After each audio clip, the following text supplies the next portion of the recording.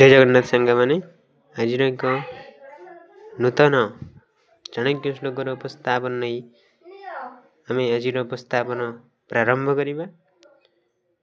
आज उपस्थापन चाणक्य श्लोकर उपकार बा उपादेयता संपर्क गभीर रेखापात कर हृदय।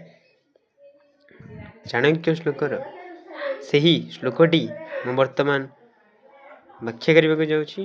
ध्यान दे शुणु। माणिक्यमिव चाणक्यम कंठे गृह्णाति जो नरः सपूज्यम सततम लोके देवे बृहस्पति यथा। आउ थे कही रखुची। माणिक्यमिव चाणक्यम कंठे गृह्णाति जो नरः सपूज्यम सततम लोके देवे बृहस्पति यथा।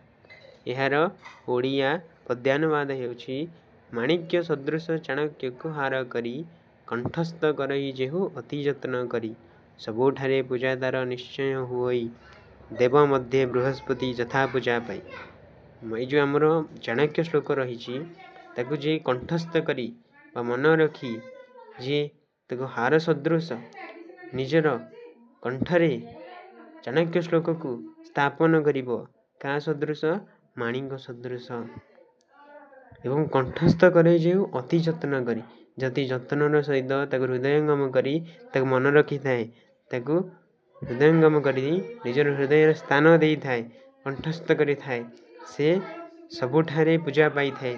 जेभली बृहस्पति आपण मैंने जानी रखिथे बृहस्पति देवता मानक मध्य अति जत्नर सहित पूजा पाती से भली जे चाणक्य श्लोक को जो कंठ मध्य माणिक सदृश स्थान देव बा कंठस्थ करिवो से मध्य सबुठारे बृहस्पति भली सबुठारे तार निश्चय तार पूजा हेबो से पूजा पाइबो।